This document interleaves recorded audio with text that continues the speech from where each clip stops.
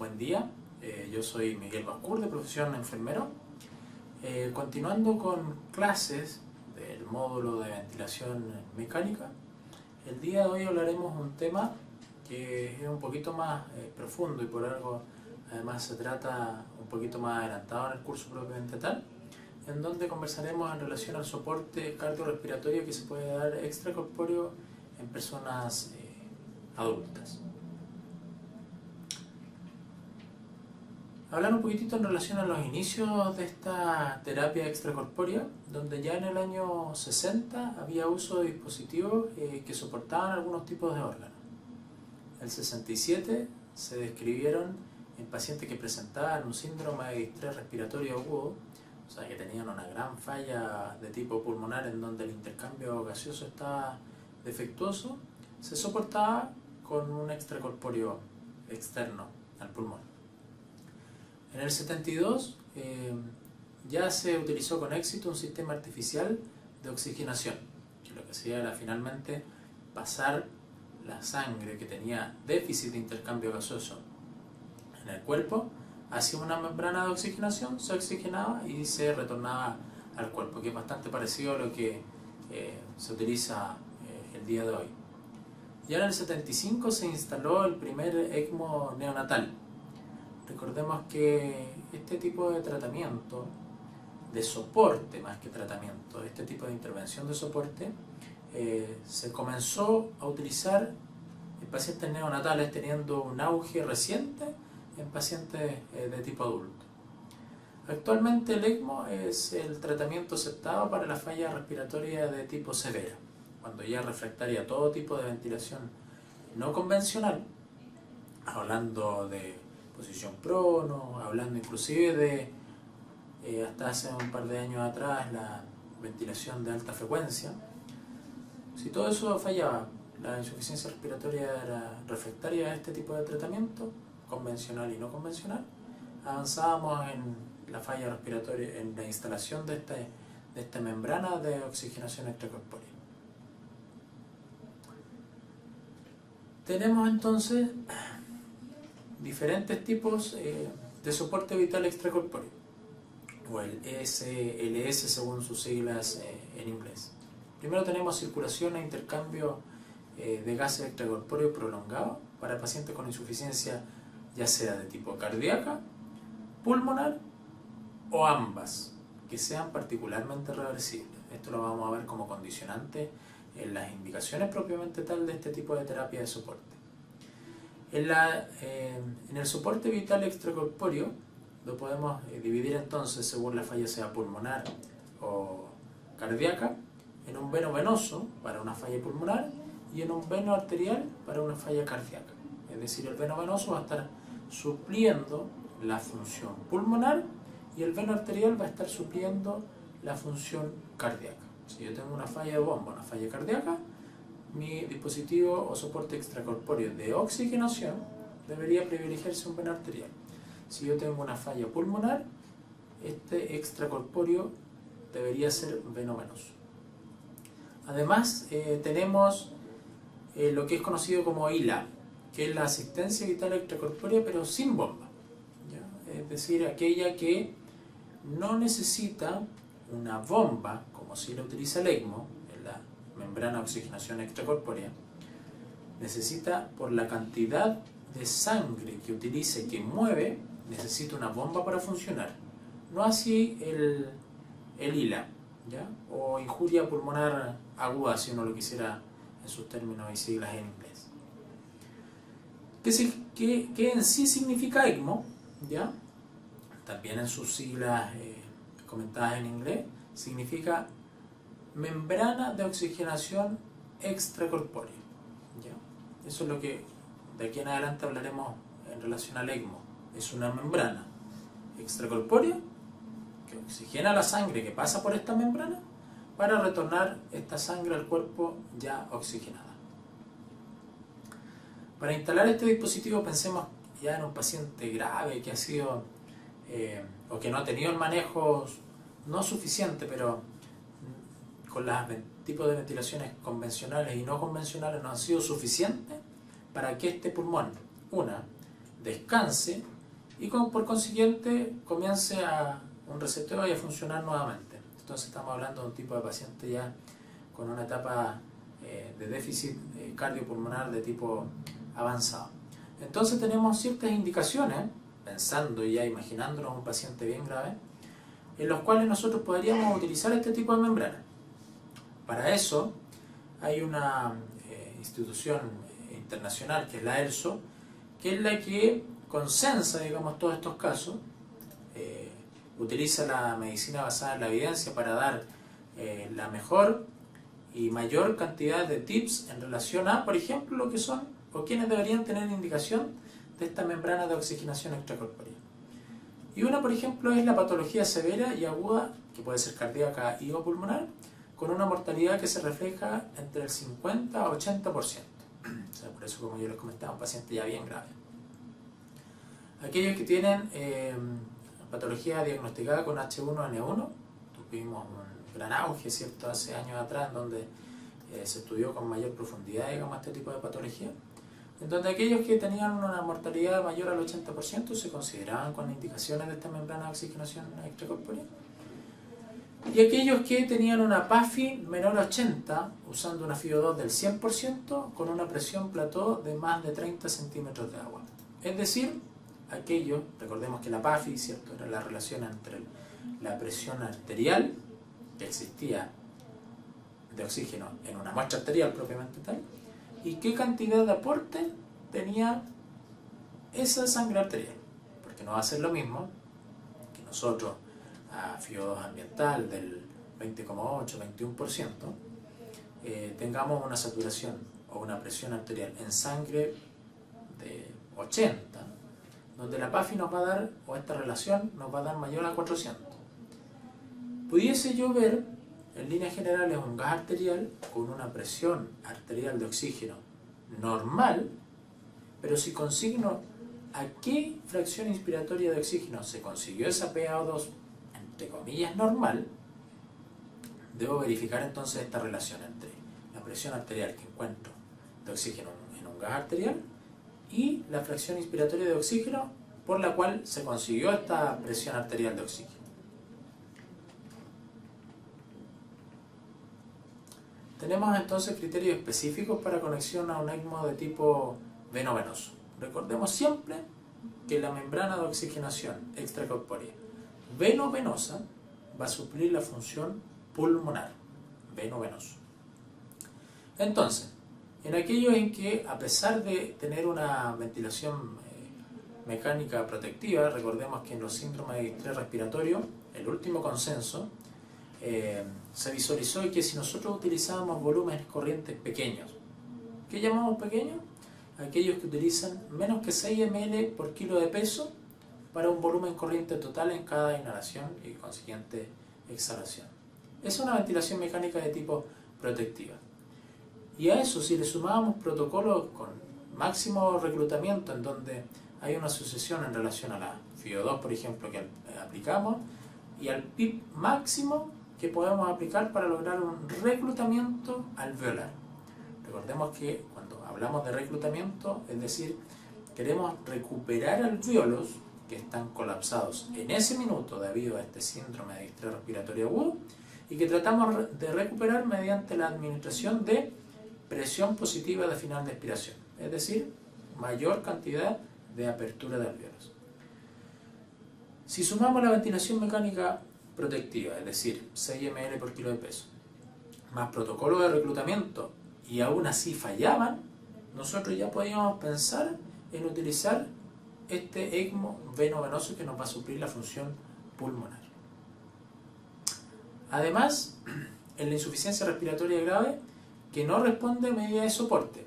Se han hecho, por ejemplo, varios estudios donde la New England publicó en que una de las terapias coadyuvantes para lograr que el pulmón hiciera lo que nosotros programamos era el bloqueo neuromuscular en infusión continua. Es decir, yo ventilo a alguien con una pseudoanalgesia adecuada según el escalón o protocolo de cada centro hospitalario, y a eso le adiciono bloqueo neuromuscular de manera continua, estoy haciendo que el pulmón haga lo que yo programo para que no interfiera en la programación propiamente tal del ventilador.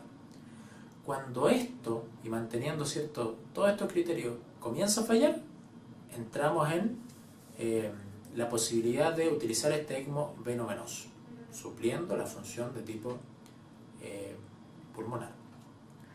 Entonces, cuando hay una persistencia de esta relación de PAFI, o presión arterial de oxígeno, por la cantidad de FiO2 que yo aporto, menor a 100 por 4 a 6 horas, o cuando esta PAFI es menor a 60 por 2 horas, con un pH acidótico, es decir, menor a 7, en donde la posibilidad para la vida disminuye drásticamente. Recordemos que nosotros, para considerar un pH óptimo normal, vamos de 7,35 a 7,45. A 7 estrecho nuestro margen de funcionamiento interno. Si es que nosotros nos vamos hacia el lado acidótico, donde tenemos un pH menos que 7,0 considerado propiamente tal, tenemos una gran falla interna de nuestro organismo. Y si eso lo adicionamos que es ocasionado por una presión arterial de CO2, es decir, por una hipercapnia, que es mayor a 100 por 6 horas, podemos considerar el ingreso de este tipo de pacientes a una sustitución veno-venosa o un ECMO veno-venoso. Por eso les estoy comentando. Todos los criterios para ingreso a este tipo de membrana extracorpórea son en insuficiencia respiratoria ya de tipo catastrófica. Todos estos parámetros que hemos nombrado nos hacen imaginar un paciente que está demasiado y muy grave. Reconsideramos y reevaluamos qué causa la insuficiencia respiratoria aguda y que ésta sea reversible. Es decir, que vamos a comentar más adelante, si yo tengo un paciente que tiene una patología en la cual yo considero que no hay reversibilidad para esa patología, yo no debería considerarla como criterio para utilizar esta membrana de oxigenación extracorpórea. Si es que, como cuarto criterio para su ingreso, tengo un score de Murray mayor a 2.5, según criterios de la ELSO, que es este organismo internacional que yo les decía en un comienzo que utilizaba o nos daba ciertos tips para el manejo de este tipo de pacientes, también era un criterio para ingresar a esta utilización de esta membrana de oxigenación extracorpórea. ¿Cuál es la escala o score de Murray? Utilizamos nosotros la radiografía de tórax. Hay diferentes tipos de parámetros que nosotros vamos a puntuar en este score. Una es la radiografía de tórax. Según los infiltrados que se produzcan en esta placa de tórax, va a dar una determinada cantidad de puntaje. Vamos a ver la hipoxemia. Esto va a ser siempre relacionado con la PAFI, que también se le va a asignar un puntaje de acuerdo a qué PAFI tiene o va a tener nuestro paciente. Además vemos qué PIP tenemos. No va a ser lo mismo que si nuestra presión positiva de final de expiración es, por ejemplo, 5, a que si yo ya estoy aplicando una presión positiva de final de expiración mayor a 15, eso va a haber una proporcionalidad en relación a la gravedad del pulmón al cual estoy ventilando. Si la compliance ventilatoria es mayor a una determinada cantidad de centímetros de agua, eso también le va a adjudicar mayor o menor gravedad. Finalmente, el valor se obtiene al sumar los puntajes de los 4 componentes. O sea, los 4 componentes van a tener un valor, lo sumamos y lo dividimos por 4. Un valor de 0 descarta cualquier posibilidad de injuria de tipo pulmonar. Entre 0.1 a 2.5 corresponde a un síndrome de distrés respiratorio leve a moderado. Y si este score me da mayor a 2.5, que era lo que yo les comentaba que era uno de los indicadores en los cuales nos hacía pensar que un paciente requería de esta membrana de oxigenación extracorpórea, ya la consideramos como un síndrome de distrés respiratorio de tipo grave. Entonces tenemos, criterios que nos adjudican, digamos, este inicio de ECMO veno-venoso. El distrés respiratorio con máximo apoyo ventilatorio. La condición pulmonar debiera ser siempre reversible. No debiésemos contar con alteraciones de la coagulación. Algún paciente que tenga ya con precedencia de una coagulopatía que nos predisponga a un sangramiento, también podría ser un paciente en el cual se evalúan pros y contras para su ingreso o no. Sin evidencia de sepsis y que sea, ojalá, una persona menor de 65 años. Estos también criterios se han relativizado. Anteriormente teníamos como criterios bien absolutos en relación a quienes no ingresaríamos a esta membrana de oxigenación extracorpórea, y uno de esos era, por ejemplo, la edad. Pero ahora, con la tendencia nuestra a tener mayor permanencia en relación a la cantidad de años que nosotros tenemos, se ha ido relativizando este criterio. Tenemos criterios cardíacos, como son, recordemos que este ECMO puede ser veno-venoso o puede ser veno-arterial. En este caso, cuando nosotros cumplimos con ciertos criterios de tipo cardíaco, como son un índice cardíaco menor a 2.2, y eso sumado a que tiene 2 o más drogas de tipo vasoactivo, y eso sumado a que tenga balón de contrapulsación intraórtico, nos hacen a un paciente predisponente que debe utilizar esta membrana de oxigenación de tipo veno-arterial. Recordemos que el veno-arterial va a suplir la condición cardíaca del organismo. Cuando tengo una presión venosa central mayor a 20, con una presión capilar pulmonar también mayor a 20, si es que tengo hipoperfusión periférica, con débitos urinarios menor a 20 cc por hora. Eso va a ser siempre adecuado en todo caso en relación al peso de cada persona. Llevándolo a peso sería menos que 0,5 ml por kilo por hora. Si yo tengo esa relación, también cumple con criterios de hipoperfusión. Cuando tengo acidosis de tipo metabólica y cuando la resistencia vascular sistémica está elevada, mayor a 2000. Cuando yo tengo una resistencia vascular sistémica elevada, más toda la suma de los criterios anteriores, también yo debería estar pensando en un paciente que va a requerir membrana de oxigenación extracorpórea veno-arterial para suplir la función cardíaca. ¿Cuáles son las contraindicaciones absolutas para ingresar a alguien a esta membrana de oxigenación extracorpórea? Cuando la condición es incompatible con la vida normal para que el paciente se recupere. O sea, si yo tengo un paciente que tiene un cáncer pulmonar en etapa 4, donde ha completado varias quimios, varias radioterapias y su pronóstico de vida ya se veía bastante ominoso previo a caer en una insuficiencia respiratoria, en donde yo sé que si le entra esta membrana de oxigenación extracorpórea o no sale, o si es que sale va a tener una calidad de sobrevida muy mala, ese sería un criterio de exclusión. Cuando las condiciones previas que tiene o el basal de cada persona ya ingresa mal, también debería pensar yo en no utilizar esta membrana de oxigenación extracorpórea, y en caso de futilidad.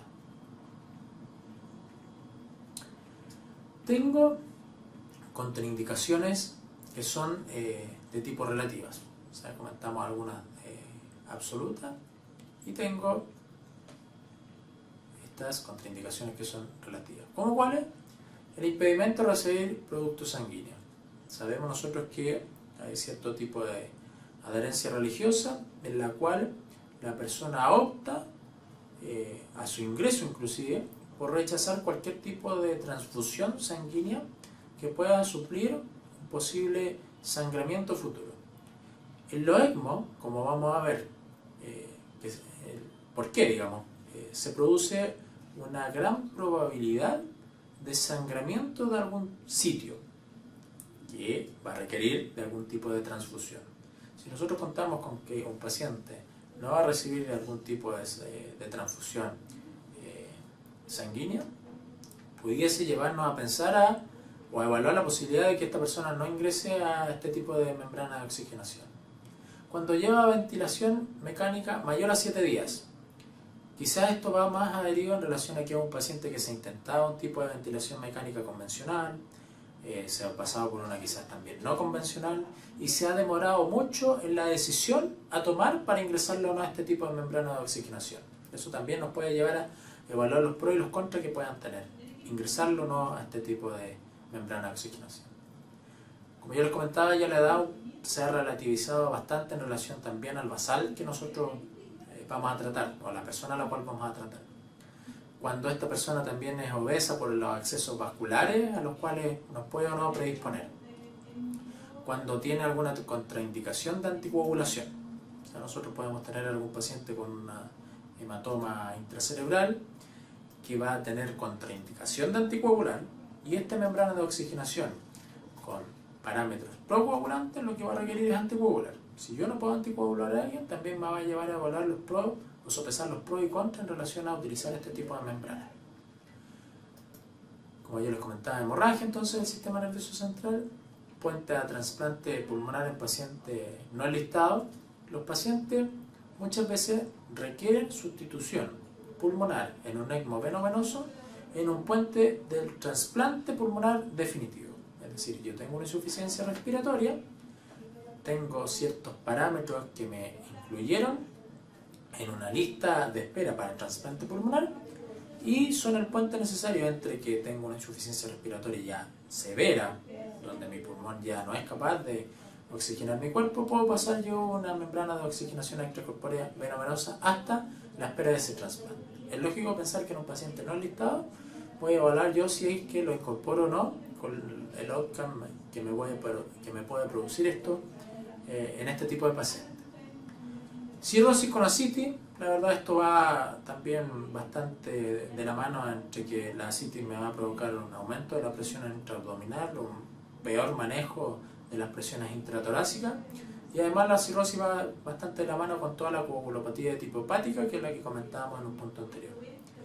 Y un estado de inmunodeficiencia ya de tipo severa, avanzada, algunos tipos de cánceres, como yo les comentaba, donde hay una inmunosupresión ya de tipo marcada, donde no hay vuelta atrás, también es una contraindicación de tipo relativa para este tipo de pacientes, para el ingreso de este tipo de pacientes a esta membrana.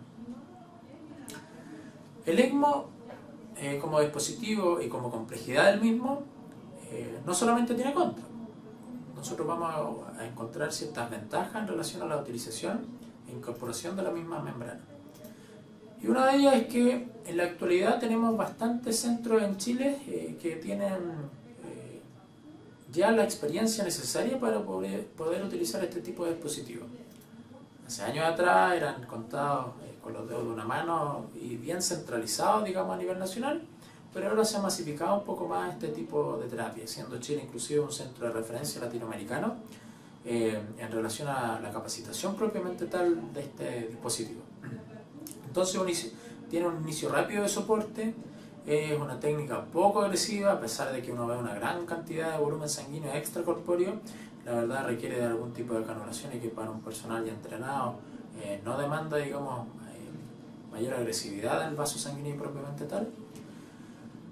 Permite concomitantemente en un paciente que tiene un paro cardiorrespiratorio realizar maniobras de reanimación y además canularlo y pasarlo por esta membrana de oxigenación, es decir, oxigenar esta sangre que ha presentado una éstasis debido a ese paro cardiorrespiratorio. Proporciona soporte pulmonar y cardíaco. En el cardíaco puede ser uni o biventricular en una falla cardíaca propiamente tal. Y es eficaz como puente a una asistencia ventricular o un trasplante cardíaco a futuro, así que también como pulmonar. ¿Qué nosotros necesitamos para el ECMO? Así, entre comillas, lo que hemos comentado ahora, el tipo de membrana de oxigenación, para qué me sirve, en quiénes me sirve, en quiénes posiblemente no me va a servir. Y ahora comentaremos el equipo necesario para la instalación de este dispositivo extracorpóreo que va a servir para oxigenar mi sangre y retornarla hacia mi sistema ya oxigenado.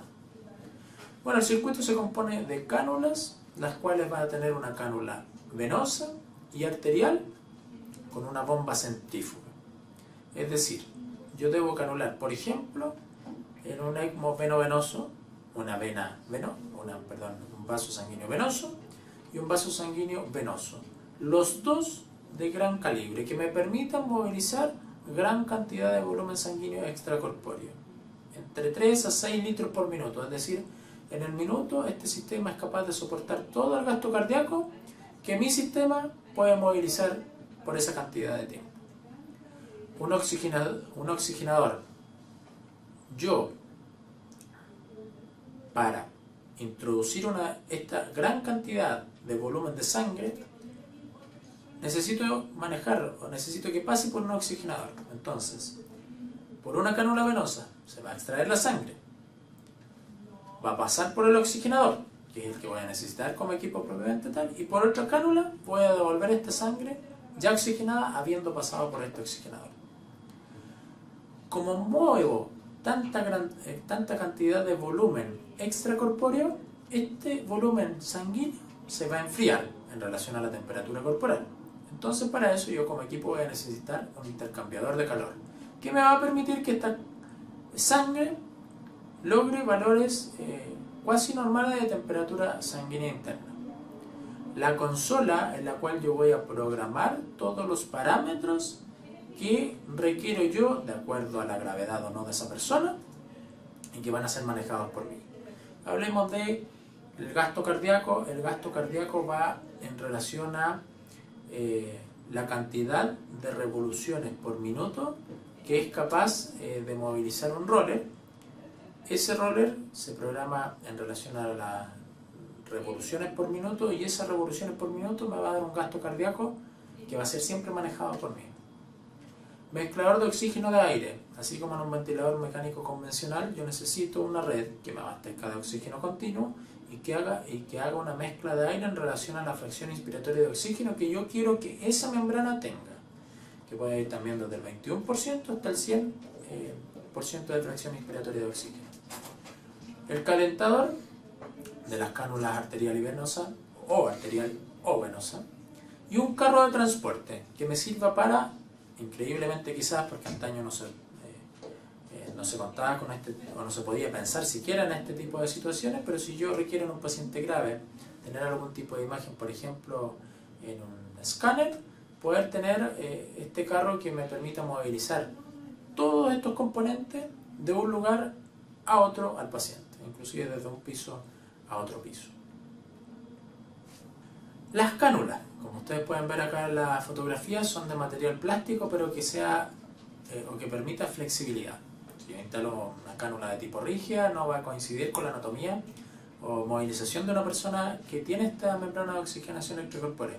El paciente se sigue cambiando de posición, se sigue flectando, requiere la movilización propiamente tal de que, si bien está en la gravedad propiamente tal que hemos comentado, debemos tener los cuidados propiamente tal y no un paciente que una vez que se canuló, se le instaló esta membrana de oxigenación extracorpórea, nunca más se movió, muy por el contrario. Entonces esta cánula es de tipo flexible.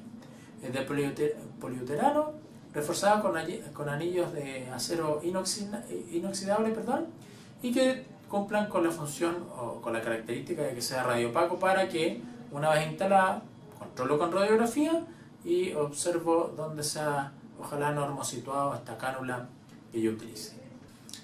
En este esquema podemos visualizar el funcionamiento macro de una membrana de oxigenación extracorpórea, donde nos puede quedar un poco más claro en relación propiamente tal a su funcionamiento. En la diapositiva nosotros logramos ver una línea venosa que va a ser la sangre que se extrae del paciente, venosa o desoxigenada, que va a pasar a través y por un roller que está adherido a una consola. Esa consola, que nosotros la vemos en la parte inferior izquierda, roja, nosotros le vamos a programar ciertos parámetros, como por ejemplo las revoluciones por minuto, en las cuales este roller va a movilizar una cantidad sanguínea determinada que va a ser una proporcionalidad al gasto cardíaco que va a tener esa persona. Este roller va a desplazar esta sangre a través de una membrana de oxigenación, que es la que vemos aquí como un cubo, un cuadrado. Esta membrana de oxigenación, a través de la cantidad de mezcla de oxígeno que nosotros le demos a esta membrana, va a ser intercambio de CO2 y oxígeno, o sea, va a ser las veces de pulmón, y va a salir oxigenada hacia otra cánula, que en el caso de un paciente con falla pulmonar también pudiese ser venosa, pero que se representa en este esquema de tipo roja como ya arteriolizada o oxigenada y que va a devolverse hacia el sistema. Este es el esquema macro de una membrana de oxigenación extracorpórea. Tenemos diferentes tipos de bombas. La verdad, y a medida que hemos transcurrido en relación al tiempo, desde antes hasta la actualidad, estas se han ido mejorando, han ido disminuyendo también en tamaño, por lo que su maniobrabilidad ha sido cada vez mejor por todos los equipos. Tenemos la bomba centrífuga, donde esta bomba centrífuga además debe tener ciertos caracteres como, por ejemplo, que tenga manivelas de emergencia. ¿Para qué nos va a servir esta manivela? Este circuito en sí, este sistema en sí, es manejado e impulsado por energía eléctrica. La consola tiene una batería. Esa batería tiene una durabilidad, por ejemplo, si yo quiero transportar a ese paciente de un lugar a otro para algún tipo de examen. Si tengo situaciones de emergencia en las cuales o se me agota la batería o tengo una interrupción eléctrica del lugar donde yo estoy trabajando, donde la batería se va a consumir en la determinada cantidad de minutos que el proveedor así lo programe, necesito una manivela de rescate en la cual manualmente yo hago las veces de giro de esta bomba centrífuga para que llegue a las revoluciones por minuto prefijadas, para que en ningún momento se pierda este flujo sanguíneo y este paso de sangre desoxigenada por la membrana con devolución oxigenada hacia el sistema. Eso o lo que es conveniente para cada centro es contar con protocolos que existan en caso de emergencia y además tener simulacros de emergencia propiamente tal. Es decir, y Dios no lo quiera nunca, si es que tengo algún tipo de esta emergencia, yo sepa cómo estar o cómo poder reaccionar en este tipo de situaciones. Tengo un microcono o el Rotaflow, que es cubierto de policarbonato, tiene un volumen de cebado de 32 ml, tiene un máximo de 5.000 revoluciones por minuto, lo que equivale a un gasto cardíaco de 10 litros por minuto. Este es el máximo que nos puede llevar o por el cual nos puede abastecer de un gasto cardíaco y que pase por esta membrana de oxigenación y sea de vuelta oxigenada hacia nuestro sistema.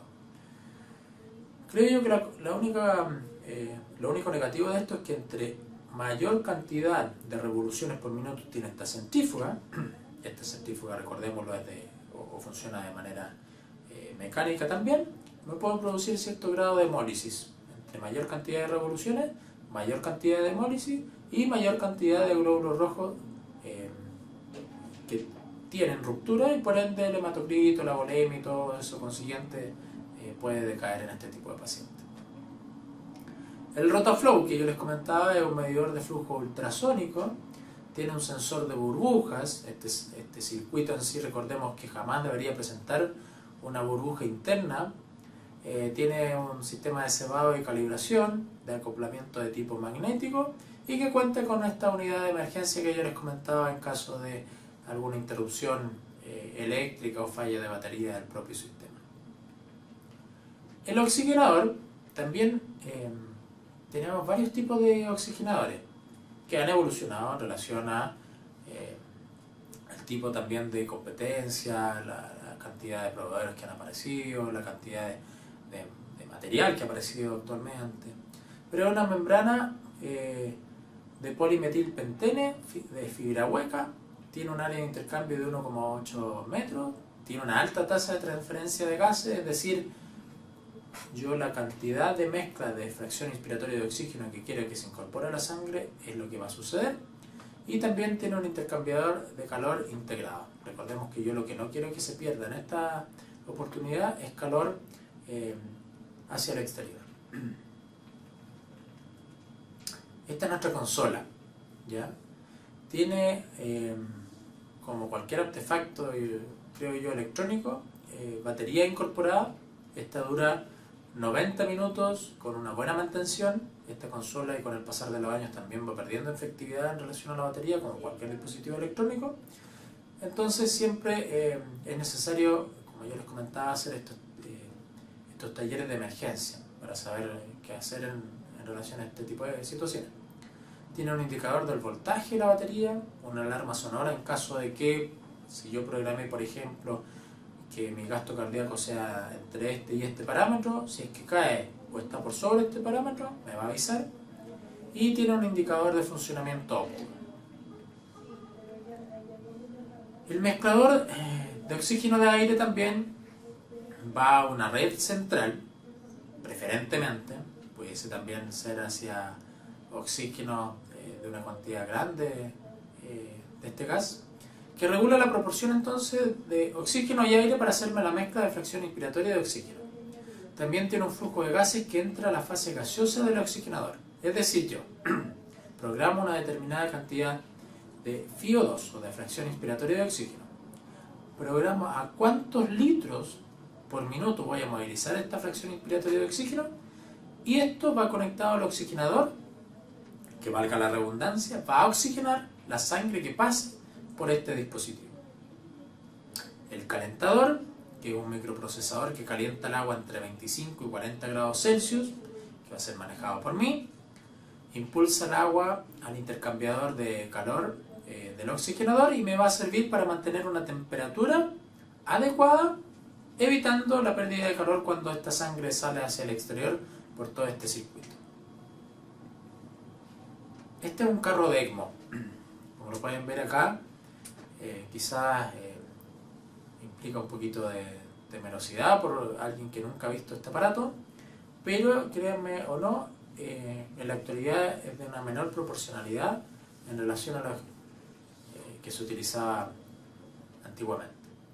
Entonces, haciendo resumen también, tenemos diferentes tipos de ECMO. Uno es el veno arterial, donde nosotros vamos a suplir una función cardíaca. Eso es muy importante. Entonces tenemos un soporte cardíaco o cardiorrespiratorio. Por lo general se hace una canulación de una vena periférica, una canulación de una arteria periférica, una canulación de una arteria para perfundir, o una colateral, que se llama. Acá tenemos, en este diagrama podemos ver entonces los tipos de ECMO con los cuales nos encontramos. Por una cánula extrae, pasa por la consola, pasa por el oxigenador y ya se devuelve esta sangre arteriolizada, oxigenada. Perdón.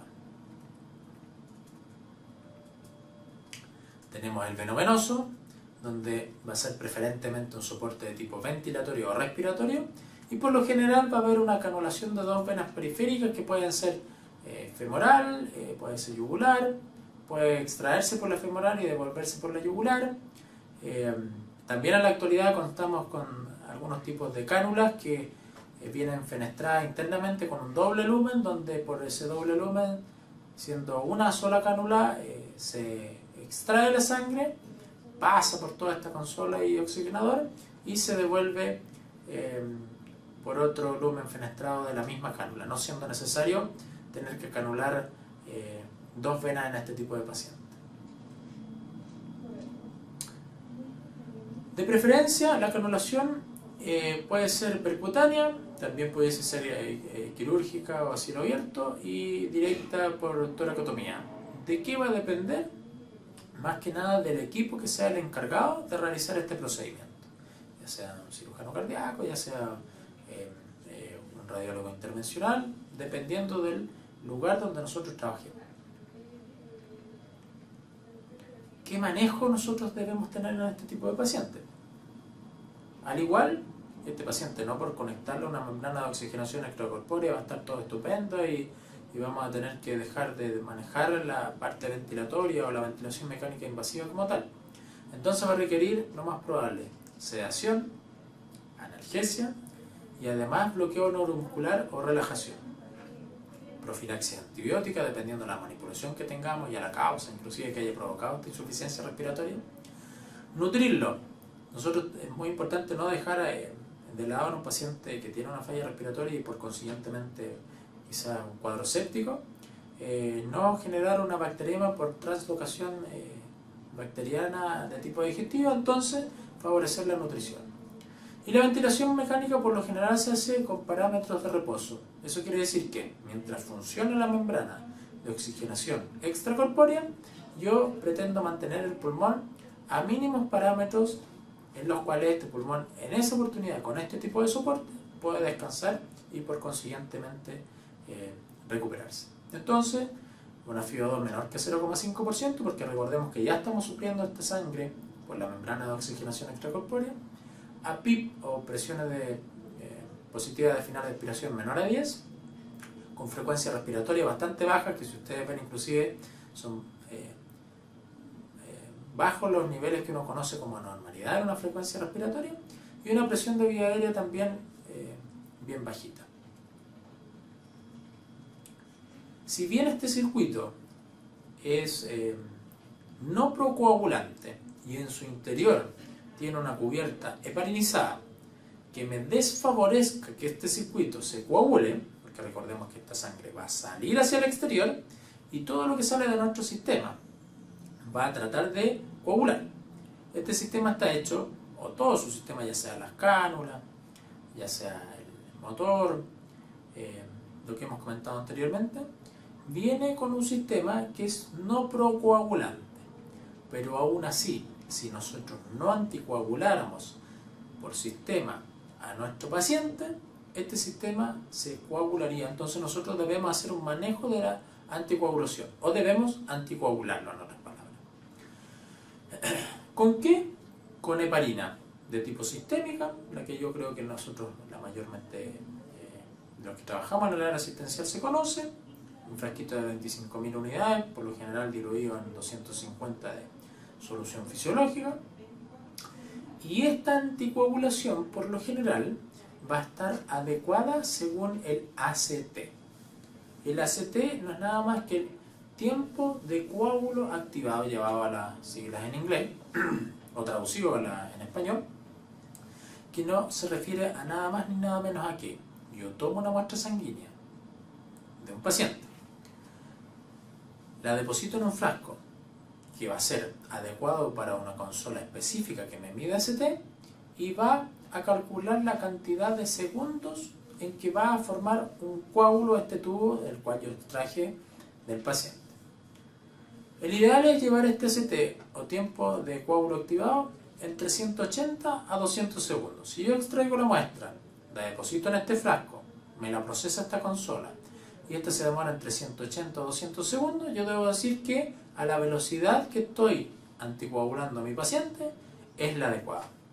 ¿Va a ser siempre la misma? No. Esta también es relativa y va a depender de una serie de factores y de exámenes bioquímicos y de clínica del paciente propiamente tal, que me van a ayudar a manejar, digamos, este rango de anticoagulación. Si es que este ACT es menor, tenemos una indicación de dar un bolo y mantener una unidad y aumentar esta infusión a determinadas unidades de heparina. Si es que es menor a 160, lo mismo. Y también siempre nosotros, como indicación de la anticoagulación para una cosa protectiva de bulimia y de transporte propiamente tal, debiésemos mantener un hematocrito mayor a 30. Cuando esto no es así, hay que evaluar la posibilidad de una transfusión sanguínea con glóbulos rojos. Y era por eso que yo les comentaba que en este tipo de pacientes no hay nada habitual que sufran o que requieran de algún tipo de transfusión, y hay pacientes que adhieren a cierto tipo de religiones que no lo permiten. Entonces uno debiese cuestionarse si es necesario que esta persona requiera una de esta membrana de oxigenación extracorpórea. La monitorización yo la hago con electrolitos, hemograma, pruebas de coagulación, gasometría, que debo tener una gasometría del paciente propiamente tal y del oxigenador. El oxigenador, una vez que se echa a andar, que empieza a funcionar, va a tener ciertos puertos que nos van a servir para tomar gasometría arterial. Debo hacer una comparación entre la gasometría sistémica del paciente y la gasometría del circuito. Las dos deberían estar enriquecidas en oxígeno para que yo determine que el funcionamiento es óptimo tanto del oxigenador como de la oxigenación que le está llegando a mi paciente. Control de signos vitales horario o inclusive más seguido dependiendo del lugar y de la situación en la cual nos encontremos. Si es que este paciente está recién canulado, seguramente requerirá control de signos vitales incluso más frecuentes que horario. El ACT en un comienzo, por las primeras 4 horas, se hace cada 30 minutos y luego se hace cada 1 hora. O sea, esta anticoagulación se mide bien seguido en un comienzo para después hacerlo de manera horario en las siguientes horas. Revisión sí horaria del sistema, del sitio de canulación, de las líneas de flujo, si es que hay presencia o no de fibrina, coágulos y aire en el sistema.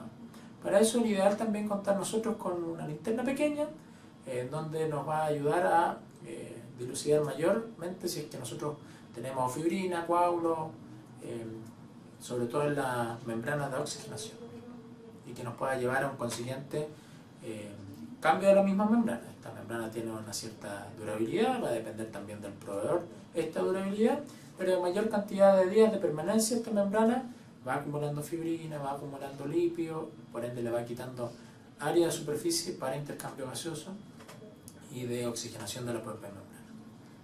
Control de presiones premembrana y postmembrana. También presiones precono. Gasometría arterial horario, como ya comentamos, del oxigenador y del paciente para hacer la relación entre uno y otro. Diuresis horaria. Es muy importante porque nos va a servir o es un síntoma clínico de la hipoperfusión. Si es que esto está presente, vamos a tener una caída del débito urinario. Vigilancia de la perfusión distal de la extremidad, sobre todo canulada. Si yo hice una canulación de una extremidad, deberíamos evaluar la perfusión, a lo mejor saturometría de esa extremidad, y mantener clamps de líneas en la unidad en caso de que se presente algún tipo de emergencia. Hay catalogado algunos tipos de emergencias en los cuales yo debo clampear este dispositivo, por ejemplo en la entrada de aire al sistema, para que este aire o esta burbuja de aire que se provoque en el sistema no le entre al paciente. ¿Qué tipo de complicaciones principalmente nosotros encontramos en pacientes que tienen o utilizan este tipo de dispositivos? Son muy habituales las hemorragias, pero más que nada por el dispositivo propiamente tal, por la anticoagulación que uno utiliza para que funcione este dispositivo. Una tromboembolia, hipoxia coronaria o cerebral por caída brusca. Si es que yo, por ejemplo, tengo estas cánulas que son flexibles y estas cánulas flexibles sufren algún tipo de acodamiento de manera permanente, me pueden llevar a una hipoperfusión coronaria o cerebral. Como cualquier tipo de elemento invasivo, me pueden provocar una infección. Y relacionados con la canulación propiamente tal, puedo tener una perforación del vaso sanguíneo, se puede sufrir una isquemia o puedo tener una trombosis del vaso que se ha canulado. Para este tipo de complicaciones puede ser habitual reemplazar el sistema. ¿Cuándo? Cuando tenemos fuga plasmática en la fase gaseosa del oxigenador. Nosotros cuando instalamos este sistema debiese ser un circuito cerrado, es decir, no debiese tener premiación por ningún lugar. Si es que esto no es así, debiésemos pensar en reemplazar el sistema. Cuanto a la relación presión arterial de oxígeno por oxigenador y FiO2 del oxigenador es inferior a 150, también debería pensar yo que esta superficie de membrana de oxigenador está disminuyendo, ya sea por fibrina, ya sea por coágulo, ya sea por lípido, entonces requiere cambio esta membrana de oxigenador. Cuando el CO2 post-oxigenador también es mayor a 50 milímetros de mercurio. Por eso yo siempre debiese tener una muestra del oxigenador, además del paciente, para ver si es que éste está haciendo el intercambio gaseoso adecuado, es decir, está eliminando CO2 e está incorporando oxígeno a la sangre. Y cuando tengo ya presencia de coágulos francos y quizás macro en el circuito que me impidan o me disminuyen el funcionamiento, también debería pensar en reemplazar el sistema. Asimismo, como nosotros hemos comentado en relación al destete en un paciente que está con ventilación mecánica invasiva y que debe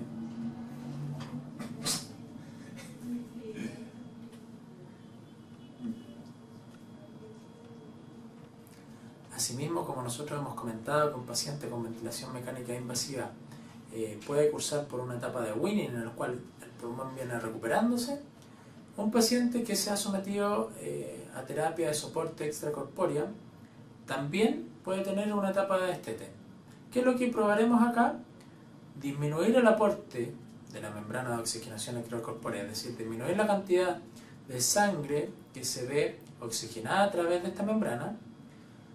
Aumentaremos los parámetros del ventilador para aumentar los parámetros o el funcionamiento del pulmón nativo, y una vez que comprobamos que con la disminución del aporte extracorpóreo y el funcionamiento del pulmón nativo óptimo, podemos pensar en que ese paciente está preparado para un destete de ECMO.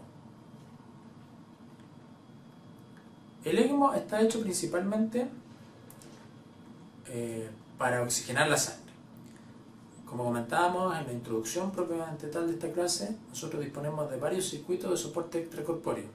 Dentro de eso está el ECMO veno-venoso, veno-arterial, donde principalmente se utilizan en pacientes pero que tienen algún tipo de falla de tipo hipoxémica, es decir, por ejemplo en un veno-venoso, en aquel paciente en que tiene una falla respiratoria de tipo hipoxémica. Pero así también se han hecho dispositivos de soporte extracorpóreo en el cual se utilizan, o en el que se utilizan en aquellos pacientes que tienen una falla respiratoria pero de tipo hipercápnica, o donde su CO2 se hace inmanejable con ciertos parámetros, por ejemplo de acidosis, en el cual requiere un manejo activo o remoción activa de CO2 del organismo, y que no es suficiente a través del ventilador. En este tipo de pacientes se utiliza lo que comentábamos como ILA, que era la asistencia pulmonar intervencional. Como nosotros podemos ver en esta diapositiva, o en esta fotografía más bien, se canula una arteria, pasa por esta bomba removedora de CO2 y se devuelve por una vena. Es presión arterial dependiente. ¿Qué quiere decir esto? Como se canula una arteria, si la presión arterial cae, el débito de este dispositivo también.